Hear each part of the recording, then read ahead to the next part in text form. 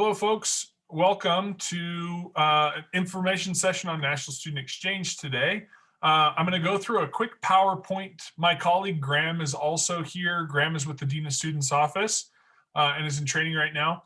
But again, if you guys have any questions along the way, feel free to just stop me as I'm going through the slides and the PowerPoint and so forth, okay? But I'm excited to kind of show you guys some of what we've got going on with National Student Exchange. So I'm going to go ahead and share my screen with everybody. Let's see here. Cool. And can everyone make out the information on this slide deck so far? Can you guys see that? Yes. Cool. All right. So let me give you a little SparkNotes edition of what National Student Exchange is. So National Student Exchange works just like study abroad, but it's within the United States and United States territories. What it does is it gives students the opportunity to go to a different American college or university without having to pay out-of-state tuition. When you go on exchange, you pay whatever you pay to the University of New Mexico. In addition, any scholarships and financial aid that you're receiving from our institution is applied in the same way as if you were here on campus, right? So let's say, for example, you're on the New Mexico lottery scholarship, or you're on some type of presidential scholarship or something like that. You're going to pay your tuition to the University of New Mexico, and your scholarship is going to apply in the same way as if you were here on campus. So that means you receive a tuition waiver to the other school. You pay the other university zero tuition. You may pay them some miscellaneous fees depending on the scope of the program and kind of depending on how they function. But for the most part, you're not going to have to pay any form of student fees to the other school, okay? So we have a close partnership with Study Abroad, with the Global Education Office. We're huge advocates for sending students anywhere that they want to go, right? Your reason for going on exchange can be many reasons. Students go for a lot of different purposes. So, but if your purpose is to try and do something that's local, know this, that you have 2 years of eligibility to do exchange programs. That means that you could spend literally half of your time as a UNM student, not at the University of New Mexico. And you can dissect those 2 years however you wish. You could do a year abroad and a year on domestic exchange. You could do 4 semesters abroad or 4 semesters of National Student Exchange. The only rule with the NSE program is you can't go to any one school for longer than 1 year in duration, okay? So I could send you to 4 different schools for a semester apiece, but you couldn't go to the University of Arizona for 2 years. You could only go for a maximum of 1, for example, okay? So any questions and things like that, the study abroad application, theirs is due on the 15th and ours is due on the 19th. You can submit for both. It's kind of up to you. But here's some quick contemplating questions about like who goes on NSE and why you might get involved. You know, these are some common things that I hear from students. Allows you to take college classes at a different university, perhaps with different faculty, without having that really steep tuition hike, right? Valerie, I see you've got a question. Go ahead and pop it in.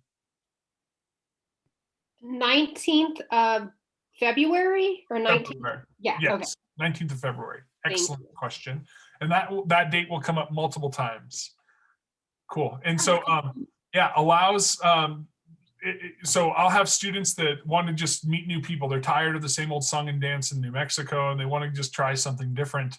I have sent students who are looking to start to prospect graduate schools, or also in other cases, internships that can lead to future employment. You know, I've sent seniors who are in their last semester because they're looking to make salient connections in a metropolitan area where they can easily find job prospects in a big city, right? Sent a student to Indianapolis who got a great internship and created an opportunity for himself to work in Indy. Same deal in New York City and other big metropolitan areas. Those are options for you. But the most common thing that we hear is personal growth for students, right? It's just something different, allows you to experience something, to be cliche, out of your comfort zone, right?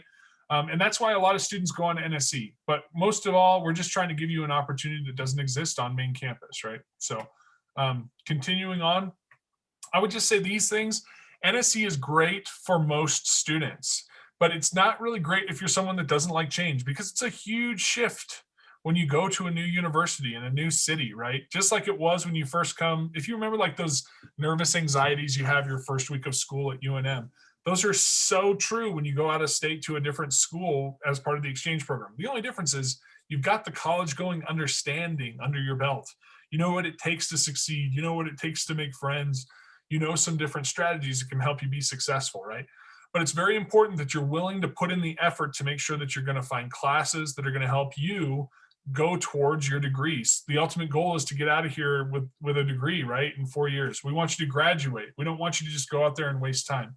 So it takes a little bit of effort to do some scheduling and things like that. Okay. NSE is great for individuals that want to experience something different but pay UNM tuition, like I already said. And again, it's really important to follow the details, right? Let me give you an example. If your host institution tells you that the deadline to apply for housing, for example, is June 1st, in order to get priority housing in the residence halls and you really want to live on campus. Well, if you miss that deadline, you could run the risk of not getting to do your exchange because of cost prohibitive factors. Like, for example, if you wanted to go to Honolulu, Honolulu is a really pricey place to live. And if you can't live in the residence halls, it's going to be extremely difficult to fulfill that type of exchange, right? So it's important that you're able to follow details and think about those things. Here's the eligibility requirements. You have to have a 2.5 GPA that's cumulative, not semester, 24 credits by the time you go on the exchange. And then you got to be in good standing with the university. You can't have busted a whole bunch of rules and laws and so forth, right? So other things to consider, some costs of the exchange. Now, again, you pay no tuition to the other school, right? But there are some things that you want to be mindful of when we're considering what the costs look like. So for example, you may have to travel to that unique place, right? Maybe it costs a plane flight. That's an added cost that you may not be factoring into your budget, perhaps. There's sometimes application fees to the other school. Maybe they charge $50 just to get put in their computer system. For example, UNM charges 10 to our inbound students just to get put into the computer. Special course fees, let's say you're going to take a pottery class or a special biology lab or something, and they have a course fee associated with that class. You may pay fees associated depending on course specific enrollment to the other school. And then finally, like for example, if you want to go to universities in Puerto Rico, Puerto Rican schools typically require that you have some type of special insurance, right? So you may have to purchase insurance from that university. In many cases, schools that require insurance can allow those to be waived with proof of equitable coverage, but it just kind of depends. Then we have NSE fees, and I mentioned things like travel costs and so forth, right? So as we continue down this little journey, I'm still looking for hands, so feel free to ask those as you want to. So we talked a little bit about financial aid. I said something that was half true. I said every form of financial aid that you receive from the University of New Mexico is applied in the same way as if you were here on campus. That is almost 100% true with one exception, work study. So work study is an award that some students receive that allows them to get subsidized employment benefits from their school. So what does that mean? Well, it means this. You are awarded an award that allows you to work, and in exchange for your work, the federal or state government pays a portion of your wages to you, right?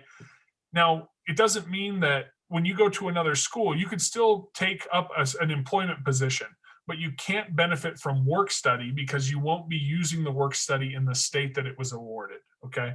That's the only form of financial aid. Any other type of scholarship, grant, loan, gifted money, whatever you can think of, with the exception of work study, will work for you, okay? Now, in addition, remember, you're going to pay your tuition to the University of New Mexico, which includes your fees. It's like you're here. You're enrolled in our campus courses the same way. It would appear that way. So you're still assessed tuition here so that your scholarships and financial aid can pay out and help you. Now, keep in mind that tuition rates, those can be a little bit different. If you're typically billed for 15 to 18 hours. So that means that if you're enrolled for a total of 15 to 18 hours at the other campus, then you won't receive any additional tuition that's going to be assessed. But let's say you take a total of 19 hours at the other school. You're going to get billed just like at UNM. When you take an extra class, there's a tuition differential that you get assessed, right? So you're going to see a little bit of a difference on your bursar's account if you register for more than 18 hours or fewer than 15 hours. Now, if you want to register for more than 18 or fewer than 15, you can do that, but you just have to know the expense is such that you're going to have to be assessed that tuition. In addition, remember that most students are typically on scholarship, I think. That's the bulk majority of students that I end up seeing. And if you are, and you happen to be on scholarship, you still need to satisfy the requirements of your scholarship while you're on the exchange, right? So if your scholarship requires you to take 15 to 18 hours, you still need to fulfill that. It's very important that you do so that you can maintain the requirements for the scholarship and keep that even while you're on exchange, right? But if you take fewer than 15, you could be at risk of losing your scholarship. So similarly, when you take a class at the other institution, remember this, anytime you're transferring coursework back to the University of New Mexico, the credits will transfer and will go towards degree completion. But the GPA that you have at UNM will be unaffected. In other words, the grades do not transfer back, only the credits do. So your UNM GPA, whether you get all A's while you're on exchange, or for worst case scenario, you got all F's while you're on exchange, you're not going to have any impact to your UNM GPA because a UNM GPA is reflective of coursework only taken at the University of New Mexico, okay? So hopefully that makes sense. Open to questions on that as well. But I saw, Valerie, you unmuted. Do you have a question? No? All good? Cool. So remember, in short, you do have to fulfill the requirements for any scholarships that you receive while you're on exchange, but the grades won't transfer back, only the credits do. And if you take more than 15 hours or excuse me, if you take fewer than 15 hours or more than 18 hours in total, you're going to be assessed tuition just like you would at UNM as if you were registered for those classes here. So if anyone's looking to develop some language proficiency, for example, many students travel to Spain or to other Spanish-speaking countries, Argentina, Colombia, whatever the case may be, to learn Spanish proficiency. Well, Puerto Rico is a U.S. territory. We have 9 institutions in Puerto Rico that we can send you on exchange to. You do want to have some degree of Spanish fluency while you are taking classes at the other school, though. So, for example, if you're going to take courses at the other institution, you have to assume that the class is going to be taught in Spanish. So if you're comfortable taking a chemistry class or a math class in Spanish, then it's a great fit for you for language proficiency in Puerto Rico. Okay, so just some considerations to take. Again, we have 9 institutions there. So let me talk to you a little bit about the semester versus the quarter system. Now, know that most all schools are going to work just like the University of New Mexico, where they function on a semester basis. But there are, on some occasions, quarter schools. Quarter schools are primarily or only in the 3 states listed on this little slide: California, Washington, and Oregon.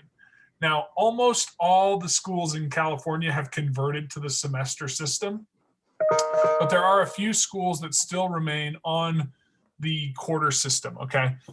So those quarter schools, let me tell you how that works. With a quarter school, you're going to take fewer classes in a compressed time period. So at the usual semester for UNM, you're typically taking like 5 classes that are worth 3 credit hours apiece, total 15 hours. At a quarter school, you're typically going to be taking 3 classes, and each of those classes is probably going to be worth 5 credits.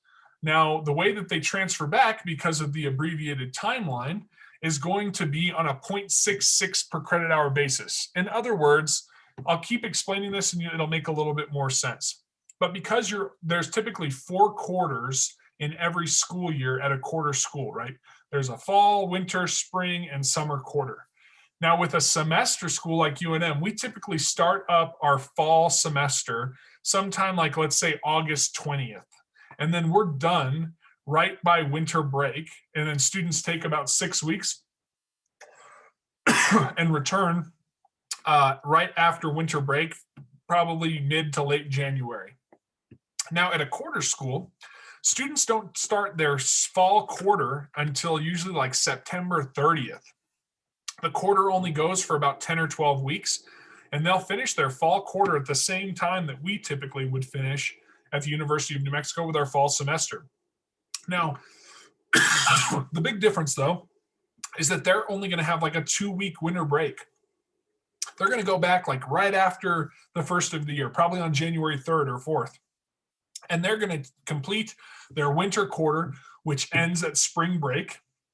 They'll have a 2-week break for spring break, and then they're going to go with their spring quarter from spring break until like June 20th or so, right? So you're still taking about 3 classes every quarter, but the period, they're condensed and you're taking fewer classes. So typically what I recommend in going to a quarter school is to go for the entire year or just the fall quarter. And the reason why is because if you go for just the fall quarter, you're going to have an extra long summer break, and then you're going to still finish up around the same time as we would at the University of New Mexico, and you can start the spring semester right off the bat. Otherwise, you want to go for the entire time so that you can complete the 9 classes in 3 quarters, or roughly like the same as 10 classes in 2 semesters, if that makes sense. So same amount of classes over the course of a year, just spread out over 3 quarters, and each of those class windows is compressed. Okay, you're only going to see those schools in Oregon, Washington, and California, and it will explicitly say whether the school is a quarter school. I'll show you how to find that here in a minute. So I mentioned this stuff about how long you can go on exchange. You can go to 2 separate schools each semester. You can always extend your exchange if you want to. For the most part, it's a lot easier to shorten your exchange. However, because we're always going to take you back to the University of New Mexico. If you were committed for a full year and you decide to just go for a semester, it's no big deal. The only thing is that we want to make sure that if you signed like a 1-year lease in a city to live there, that you can cancel your lease and then come back to the University of New Mexico, right? Because I don't have any sway or pull really with like an independent landlord who's in Boston. You know, there's only so much I can do. So I would say it's easier to come back and shorten your exchange. As long as the other university has room for you, you can typically extend your exchange. But again, 2 years of eligibility, you can cut that cookie however you wish with any combination of international and domestic programs, okay? How do I know if my courses transfer back? So if you're accepted through the NSE program, you're going to go through a rigorous course equivalency process with me.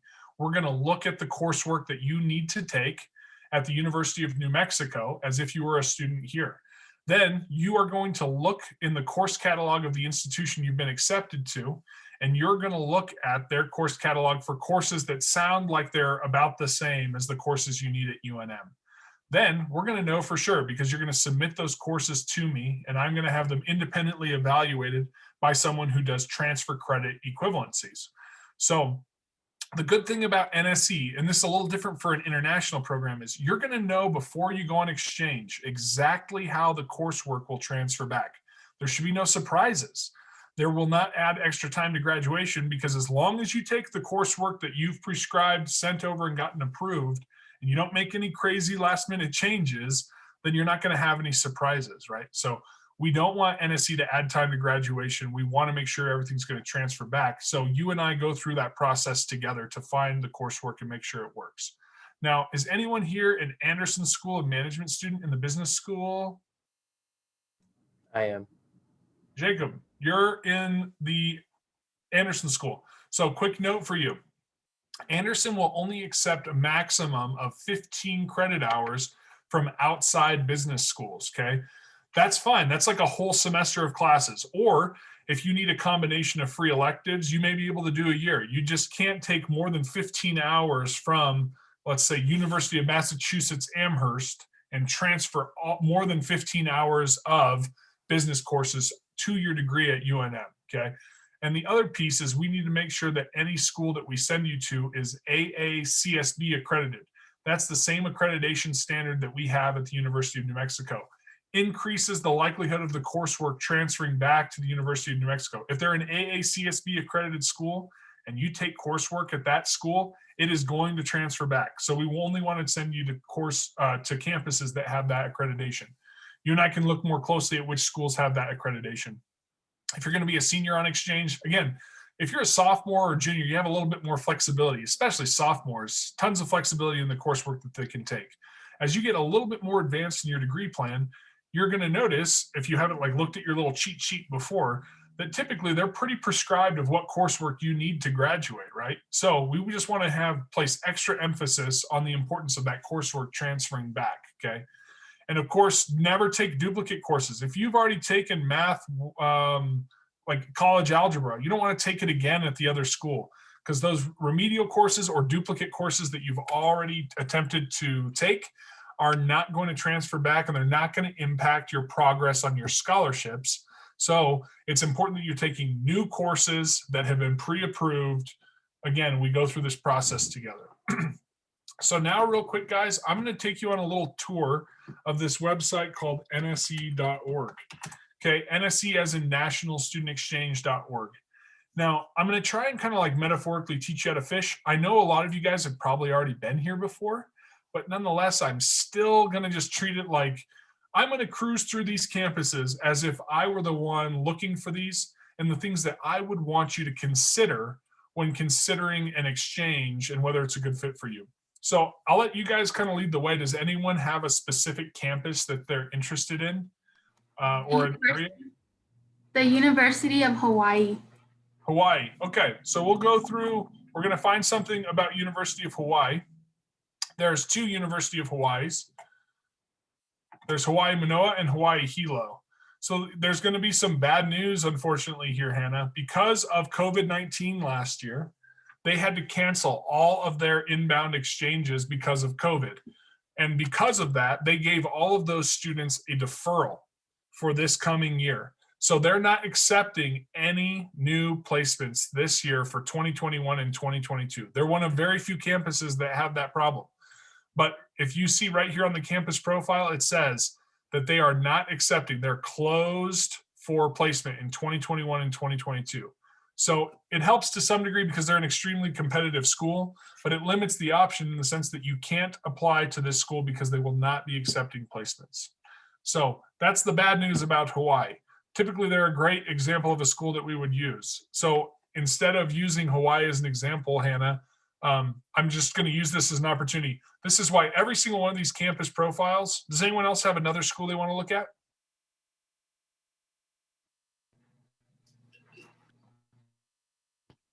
CSUMB. Monterey Bay? Yep.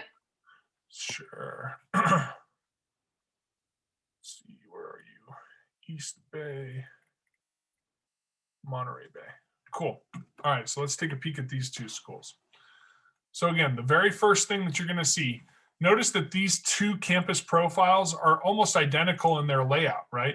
The only difference is that obviously on the Monterey Bay page, there's only Monterey Bay information. And on the Hawaii Manoa page, there's only Hawaii Manoa information. Makes it really easy to compare and contrast schools.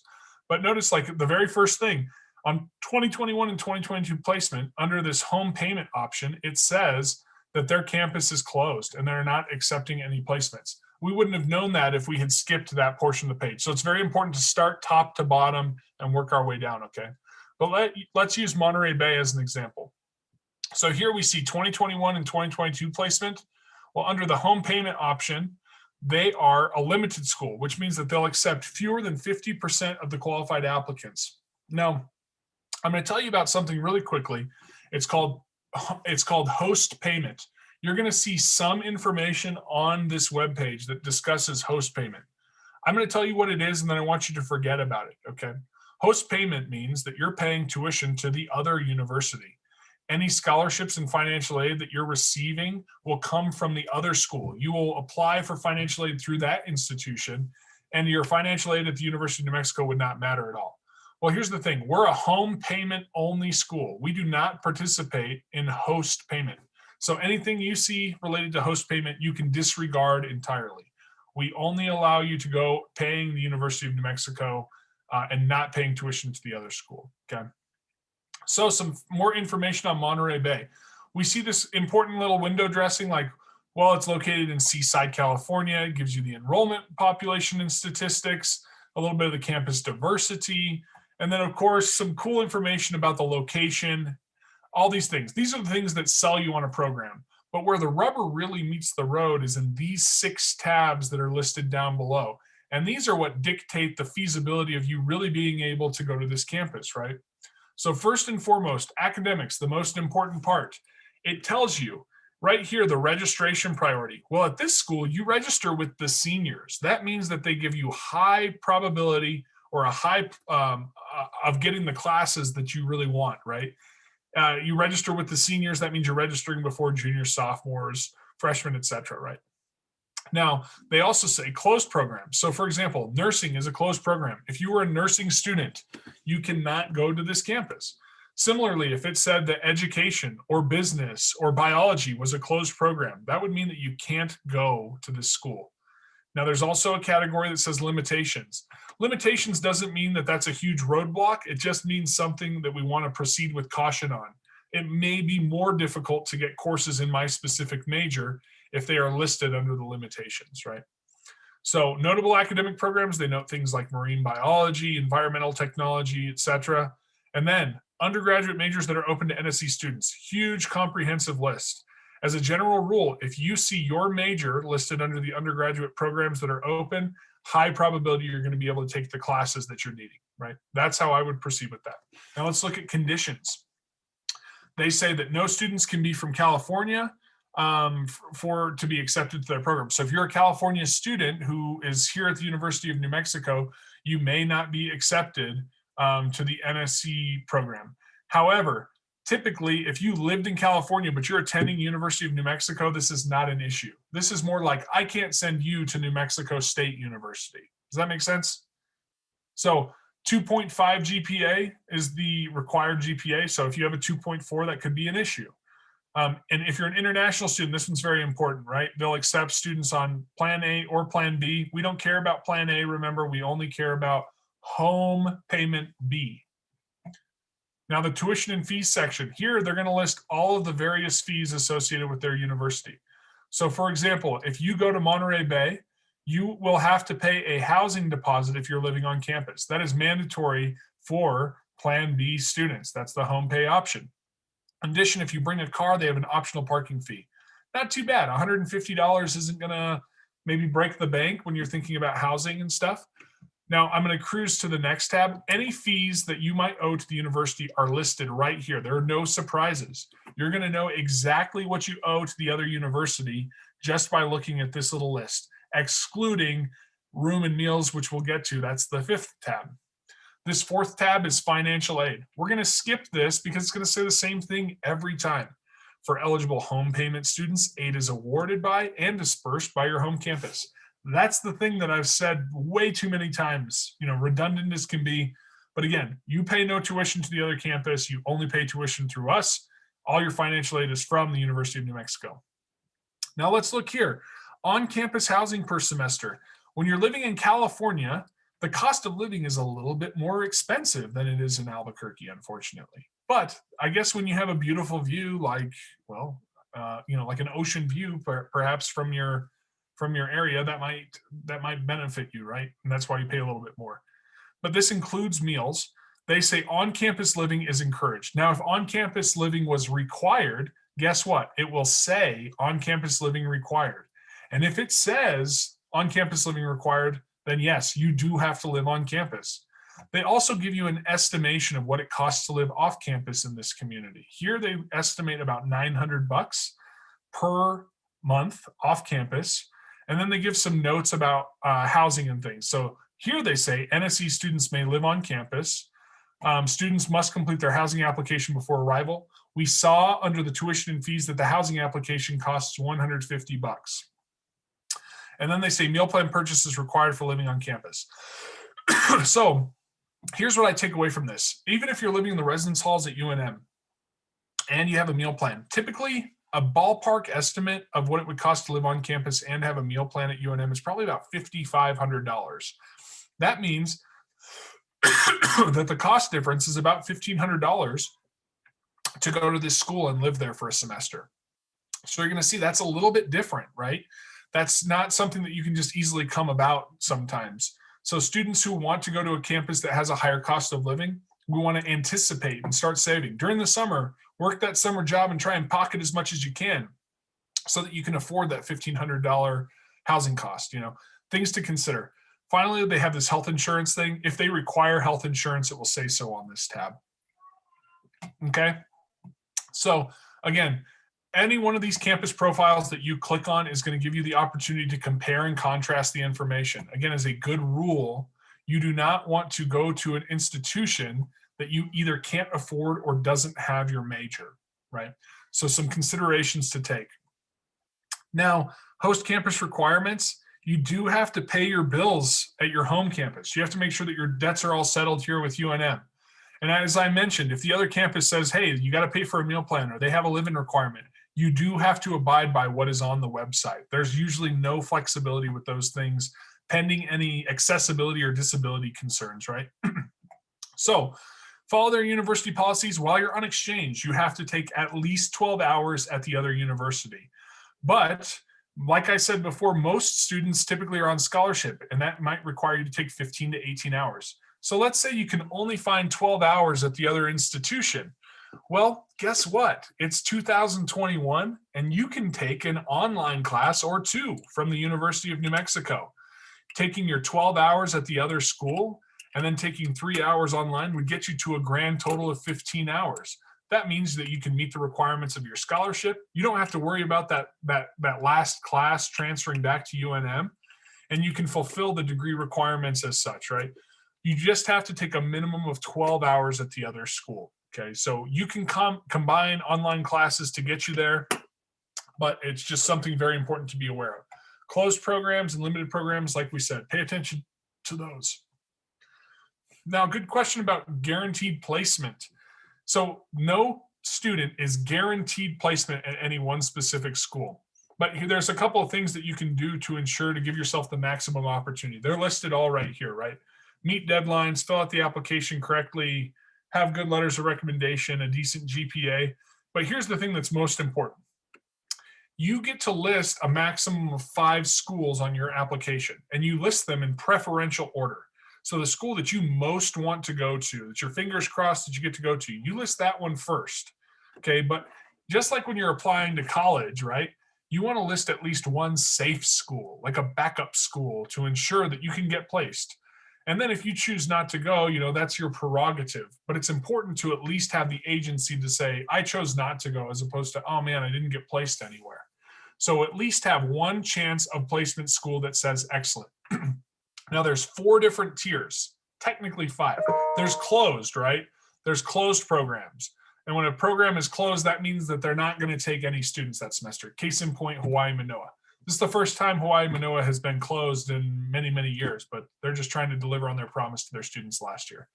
So we saw Monterey Bay had the probability of placement that is considered limited, right?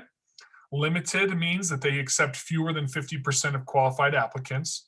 There's another tier called good. Good means that they accept 50 to 75% of qualified applicants. Not bad.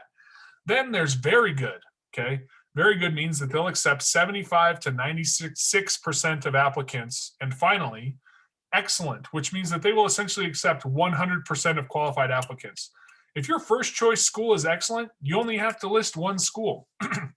But if you have a first choice or second choice school that is like limited or just good chance of placement, we want to ensure that we can place you somewhere. So you want to put an excellent probability of placement school somewhere on your list to maximize the probability of getting placed. Placements happen in spring semester. So everyone applies by February 19th of this academic year. And that is for both the fall of 2021 and or spring of 2022. So it doesn't matter if you're not going on exchange to the spring of 2022, the application is still due February 19th, right? So students have to get those applications in by the deadline to ensure the maximum probability of placement. And then typically we facilitate this exchange process, and we try and I make an attempt to place all of my students at their first choice school.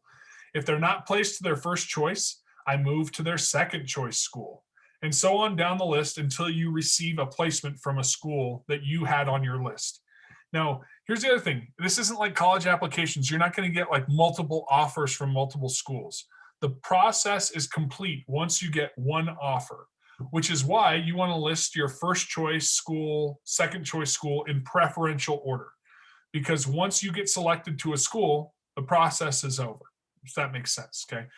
For anyone that was like in a fraternity or sorority, it kind of works the same way as like the bid matching process, or the same way that they do medical school placements.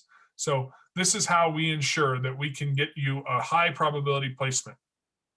If you don't get accepted to any one of the schools on your list, it's cool. It's not the end of the world. We still have about 140 schools after the process is complete that will remain open, where we can look to do a direct placement for you. You don't get assessed the application fee twice. We just try and place you to school. Jacob, I saw you unmuted maybe. Did you have a question? Oh, no, it was Oh. already answered. Sorry. Okay, good deal. And then I email you guys on the day that I find out your placements. I'm going to let you know where you got placed and facilitate an introduction to your new coordinator for your exchange. Okay. After you've been placed, I facilitate an outbound orientation, and then we start that process of trying to get your coursework pre-evaluated, right? Getting those courses evaluated is essential because we want to make sure that we don't add extra time to graduation and stuff, right?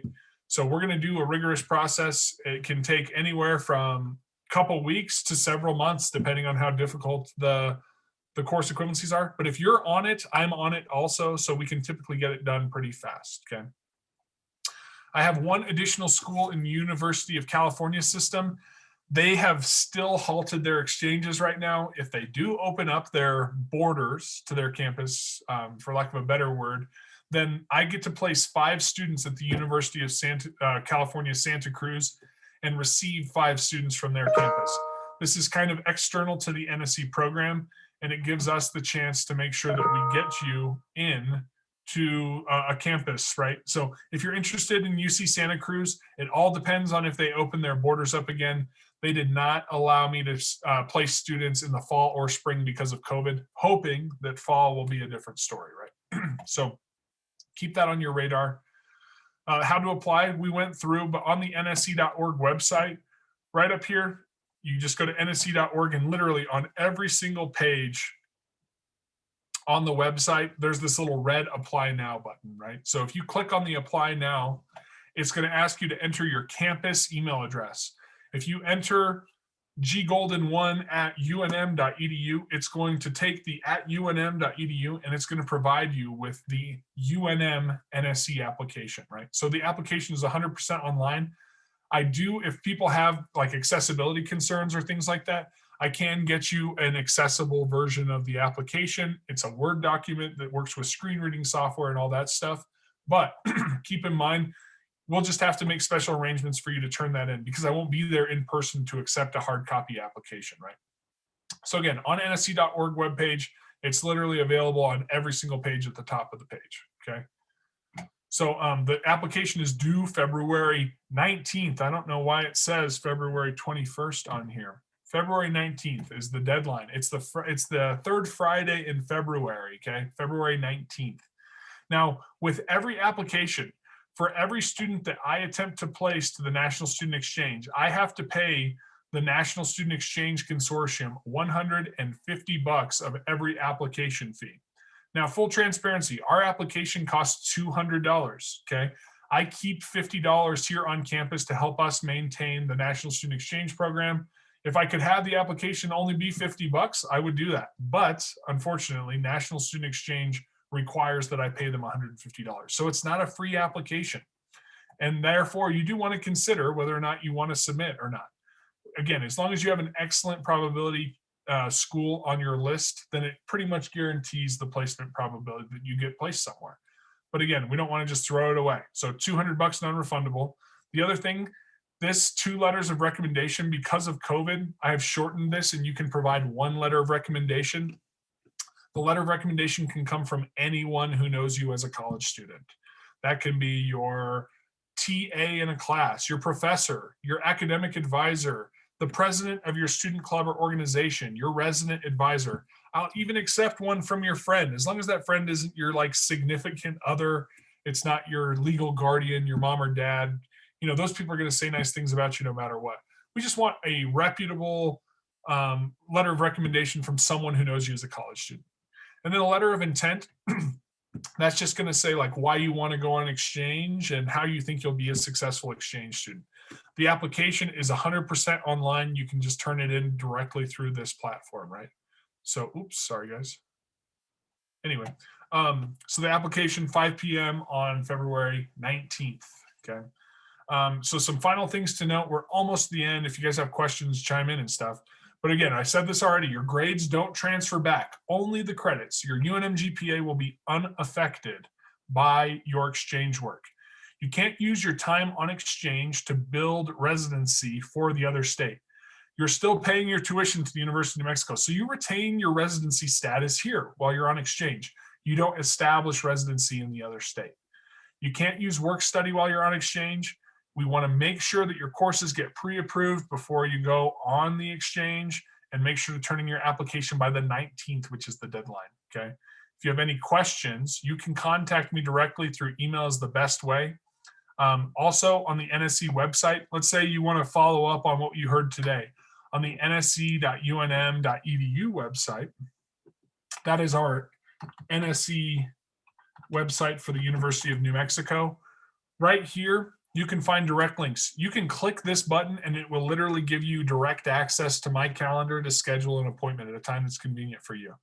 In addition, you can apply using the online application that will directly link to the nsc.org platform, okay? And then finally, there's this hard copy application that is accessible, other links to information sessions, etc. Right? So lots of opportunities for you to connect with me if you want to follow up.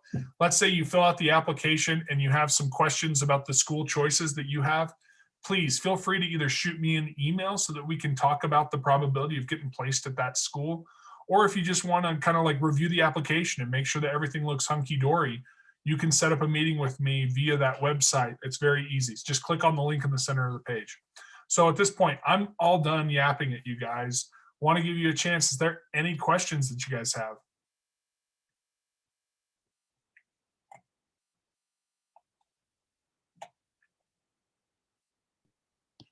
Hi, Greg. I put a couple of questions in the chat box. Just curious about those 5 spots